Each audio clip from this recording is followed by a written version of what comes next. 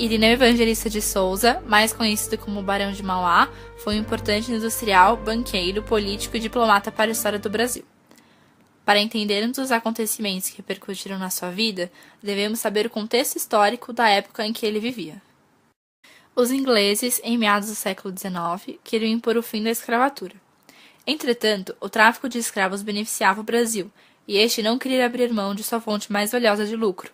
Deste modo, em 1845, o Parlamento Britânico criou uma lei, a qual é citada na cena a seguir.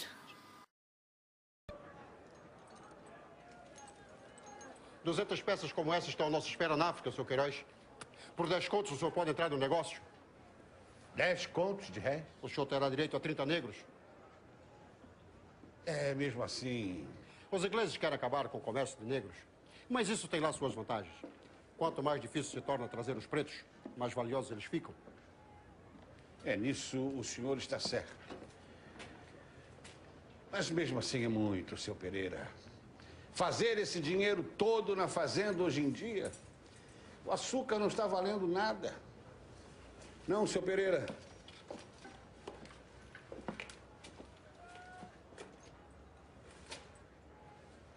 Levo esse negro e mais 2. Muito bem. Essa é a Lei Bill Aberdeen, que concedia aos britânicos o direito de aprisionar navios negreiros. Consequentemente, como vimos, o preço dos escravos aumentou. Nessa cena, também é exibida a decadência do açúcar em prol dos engenhos holandeses. A cena a seguir mostra o que muitos traficantes faziam para não serem pegos. Joguei os pretos no mar, Pereira. Navio inglês. Uma canhoneira. Perdi os anéis, mas ficaram os dedos. Salvei o navio. Eu só fico preocupado.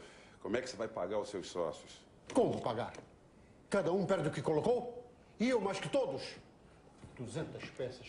São quase 70 contos de réis. Malditos ingleses me arruinaram.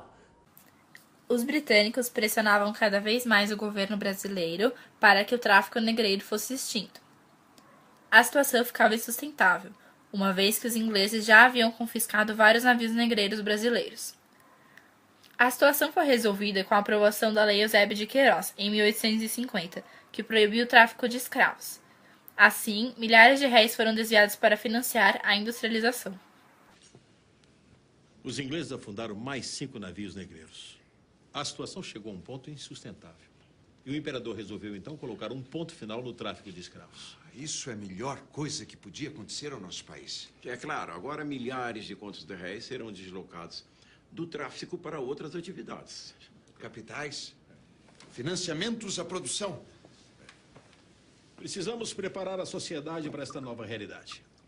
Queremos que você faça parte de uma comissão que elabore o projeto de um novo código comercial. É uma oportunidade única. Os primeiros movimentos e avanços industriais começaram na Revolução Industrial, na Inglaterra, no século XIX. Esse período foi marcado por avanços tecnológicos que facilitaram os meios de produção e de transporte.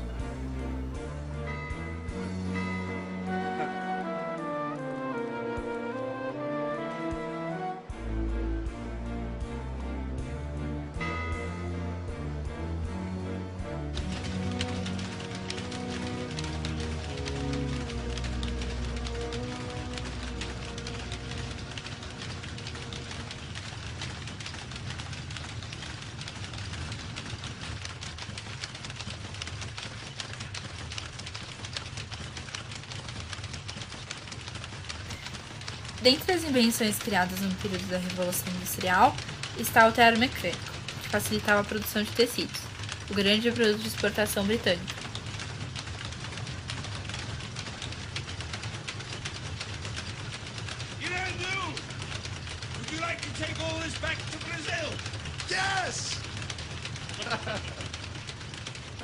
No setor das máquinas, temos a máquina a vapor, que opera com um motor de combustão interna, ou seja, que queima carvão para produzir energia térmica. Por essa razão, o carvão foi muito utilizado na industrialização.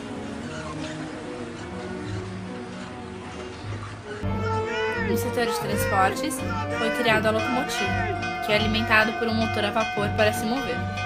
Para produzir os trilhos nos quais a locomotiva anda, é necessário uma grande quantidade de ferro, que teve grande importância na Revolução Industrial ao lado do carvão.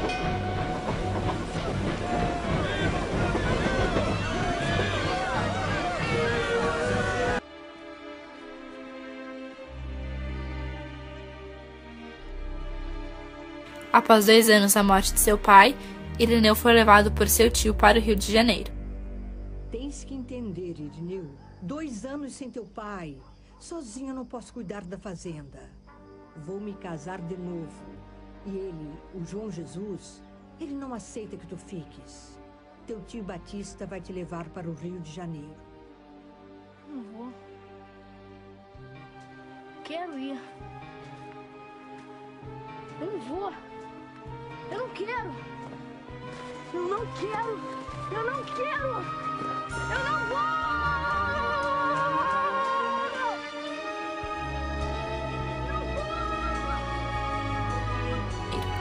Aos 11 anos, tornou-se balconista de uma loja de tecidos, cujo dono era seu Pereira. Oh, capitão, até que enfim. E então, fizesses bons negócios lá para o sul? O navio tá cheio. Charque e farinha de trigo. Muito bem, muito bem. Mas e esse aí? Meu sobrinho. De quem lhe falei na carta? Então, és tu que queres trabalhar? Como te chamas, menino? Irineu, senhor. Irineu era contra a escravidão e não queria ter um escravo. Observamos a seguinte cena com Valentim. Nessa terra você trabalhava? Eu vim de lá com 10 anos socado no navio. Minha mãe morreu na viagem. Meu pai era um homem forte. Venderam ele logo que chegamos aqui. Nunca mais vi. Nunca vou ter um escravo. O que foi que o senhor disse? Disse que nunca teria um escravo.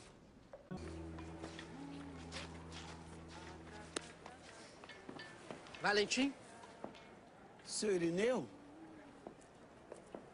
O patrão disse que meu novo dono vinha me buscar, mas até agora nada. Será que esqueceram de mim? No, I do not forget. Hã? Não esqueci, não.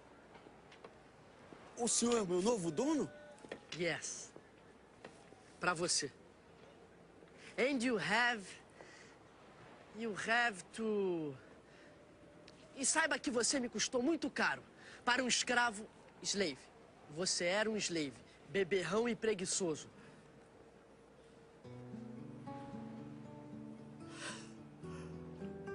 Está me libertando?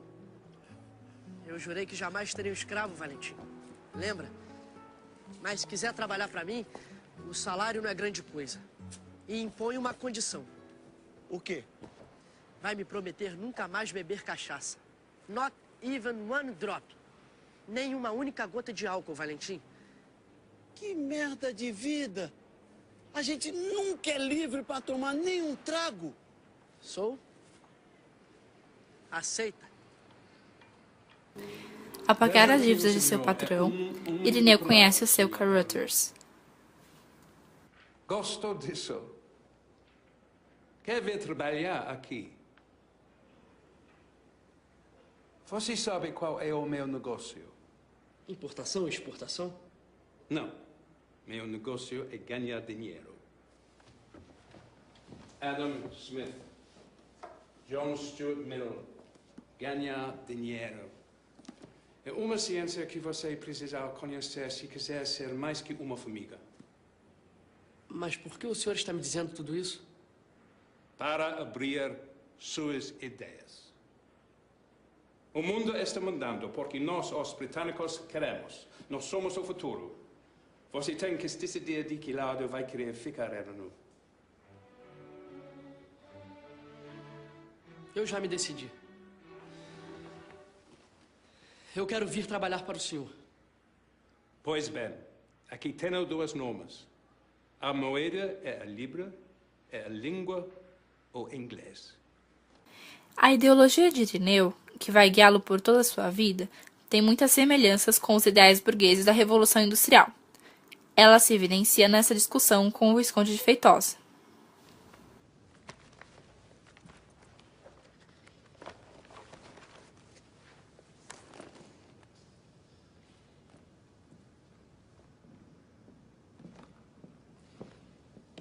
Eu vejo que o senhor está cheio de entusiasmo e energia. Jovens assim é que podem dar uma excelente contribuição ao Império. Eu pretendo trabalhar muito pelo progresso do nosso país. O trabalho pode ser dispensável. O importante são as ideias. Permita-me discordar, senhor. Mas foi graças ao trabalho que consegui comprar as ações.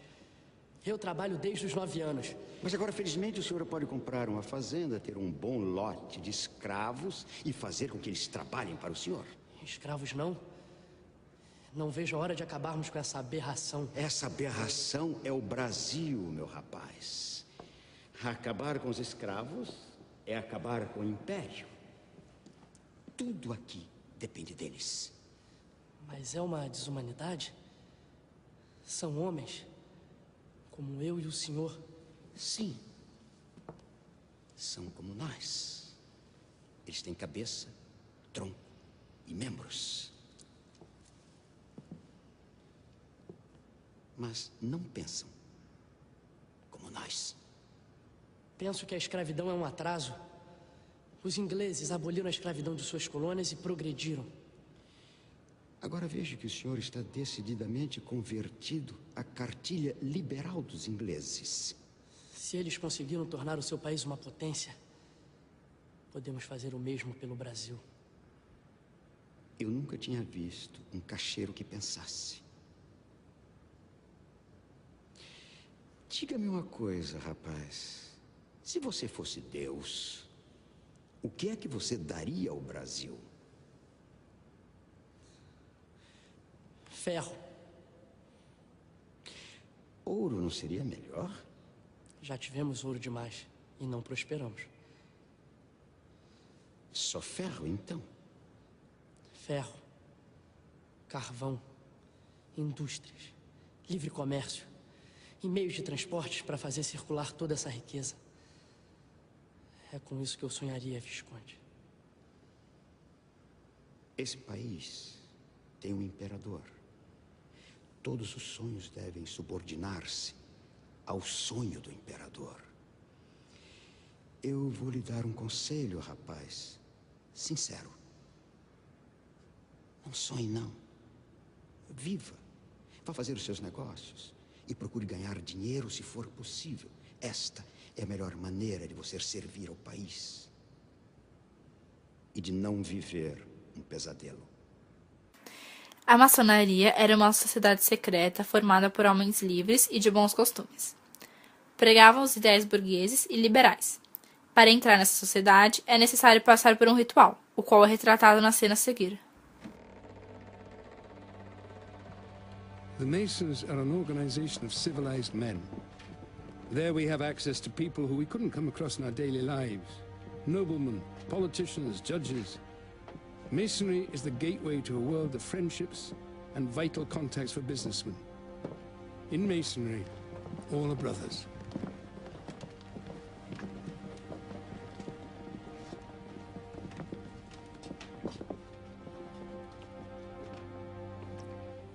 Eis aí as três grandes luzes.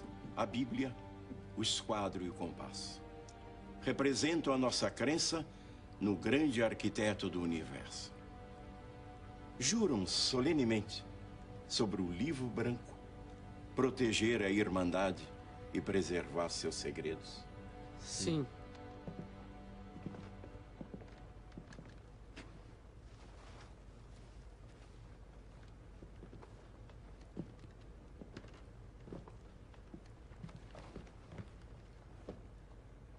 Juro por Deus e por São João, pelo esquadro e pelo compasso, submeter-me ao juízo de todos e trabalhar sob as ordens do meu mestre na honorável loja.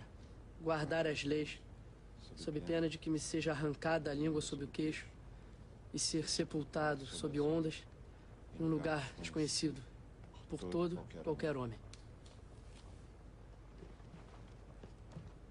Irmãos, deem a eles a luz pequena.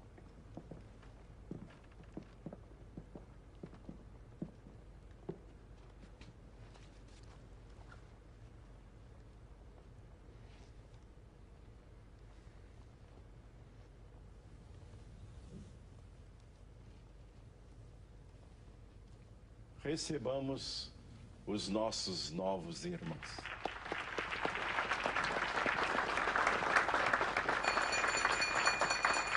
Antes de se tornar barão, ele foi responsável por inúmeras mudanças substanciais na economia do Segundo Reinado do Brasil. A primeira delas foi a criação da fábrica em Ponta de Areia. Vamos fazer de Ponta de Areia um estabelecimento modelo. Depois, ele fundou o Banco do Brasil. Vou abrir um banco. Nele há de florescer o espírito de associação, alavanca de desenvolvimento mais forte de qualquer país. Senhores, o novo Banco do Brasil será uma picada que em breve se transformará numa larga estrada de prosperidade pública. Também tem... Vou construir a primeira ferrovia do Brasil! Belíssima iniciativa! Muito bem! Muito bem! Tempo, eu quero te mostrar uma coisa. Outro investimento feito pelo revolucionário foi a iluminação das ruas do Rio de Janeiro, instalando lamparinas nas calçadas, como em Londres. Já vi, pronto, vamos embora. Quando era menino, eu vim aqui muitas vezes. Seu Pereira me mandava, à noite, fazer entregas a um cliente dele. O medo que eu sentia da escuridão. Eu vinha, mas com o coração na boca. Eu compreendo. Mas agora vamos embora. Não! Não! Ninguém vai embora agora! Vocês têm que me ouvir! Me ver! Foi tanto tempo assim, tanto, que até eu me acostumei. Com a escuridão! O breu! As trevas sem fim! O pânico! Mas hoje tudo isso vai acabar. Agora, nessa cidade de São Sebastião do Rio de Janeiro. O Deus da luz está entre nós. Vamos, minha senhora, conte comigo até 3.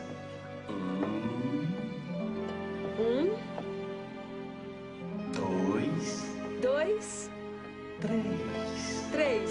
E ela disse 3! A luz! A luz! A luz! Vamos, May. Temos outras ruas a iluminar. Adeus às trevas! Adeus às trevas! Com todas essas conquistas, Irineu Evangelista de Souza atingiu seu apogeu. Se tornou o homem mais rico do Brasil. Eu sou o homem mais rico do país. Eu tenho 12 milhões de libras, mais do que o orçamento do Império. Eu tenho 400 mil hectares de terra na Amazônia, 160 mil no Uruguai. Eu tenho 130 mil cabeças de gado. Eu construí a primeira estrada de ferro do Brasil. Eu sou o Barão de Mauá e tenho apenas 40 anos. A popularidade e as conquistas do Barão de Mauá estavam se expandindo cada vez mais rápido, ameaçando a estabilidade monárquica de Dom Pedro II e seus subordinados conservadores. Por isso, esses sabotaram diversos projetos de Mauá, por exemplo, o incêndio suspeito em Ponta de Areia.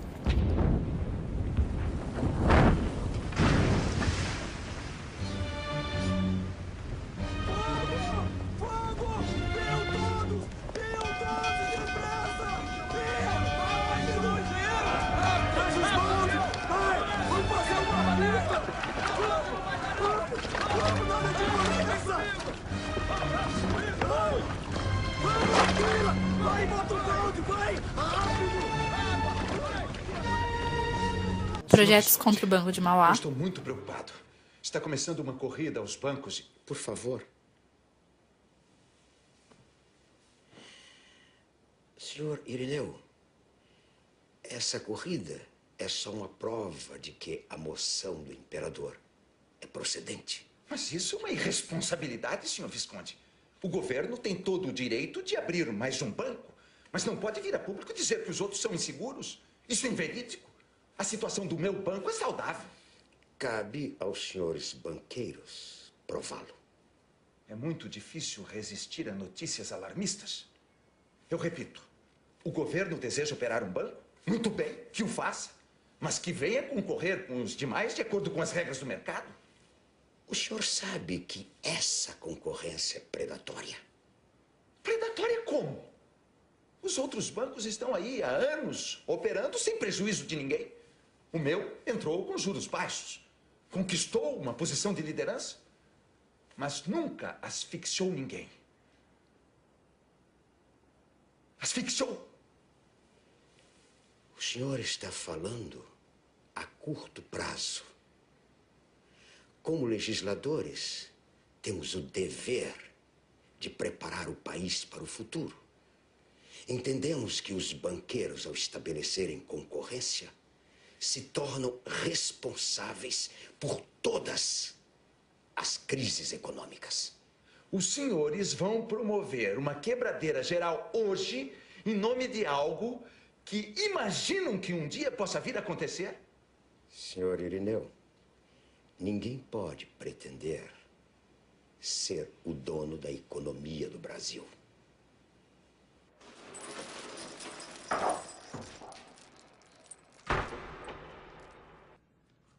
Esses fatores, associados ao grande gasto de dinheiro de Irineu no seu Banco do Uruguai e na criação de uma rede telegráfica submarina transatlântica, levaram o então Visconde de Mauá à falência. Irineu? Irineu, não vai haver mais festa. Como? A chuva. A rua já está alagando. Melhor assim. Não há clima para festa. Estou à beira da falência, May. Jamais pensei que isso pudesse acontecer, mas aconteceu. É tão grave assim? Estou à beira da falência. Estou sendo pressionado por todos os lados. Você está sendo pessimista. Estou sendo realista. Você já enfrentou outras crises antes. Nenhuma como essa. O quadro é terrível, May. O Uruguai está falido. E o governo continua emitindo papel moeda sem parar. Agora eles vão obrigar o meu banco a converter esse papel em ouro. Resumindo, vão lançar o povo sobre mim com feras. Mandei vir de Londres 300 mil libras, que eu nem sei como vou pagar para ver se eu resisto. Mas o governo não pode te ajudar? Paranhos é primeiro-ministro. E o imperador acaba de te fazer visconde. O imperador me fez visconde porque eu estendi os cabos telegráficos submarinos até a Europa e de graça. Mas continua não gostando de mim. E Paranhos já fez tudo o que ele podia fazer. Se a minha situação não se resolver, ele vai sofrer por minha causa. Algumas cenas do filme são fictícias, tais como: na vida real, Irineu e sua esposa May tiveram 18 filhos, porém apenas 11 nasceram com vida. Entretanto, no filme é mostrado que May teve somente 4 filhos. O diretor do filme criou diversos personagens, entre eles Visconde de Feitosa, inimigo político de Irineu, Valentim, seu escravo favorito,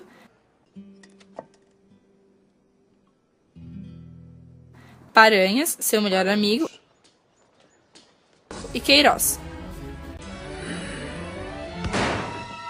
Entretanto, outras cenas são extremamente fiéis aos fatos históricos, como: Irineu realmente fez Dom Pedro II assentar o primeiro trilho da ferrovia brasileira com suas próprias mãos, fazendo o imperador se humilhar em público. Saiba o senhor que no peito do imperador bate o coração de um cientista. Tudo o que se relaciona às grandes invenções da humanidade me é particularmente querido, senhor Irineu. Pois a locomotiva é a maior invenção do homem, desde o fogo e a roda. Talvez seja. Se Vossa Majestade permite, podemos começar a nossa solenidade. Senhoras e senhores, quis o destino que as mãos mais abençoadas do Império estivessem aqui hoje para plantar o germen do nosso futuro de glória e riqueza. Nesse momento histórico, eu tenho a honra de convidar Sua Majestade, o Imperador do Brasil, a assentar o primeiro dormente da estrada de ferro Estrela Raiz da Serra. Majestade, por aqui.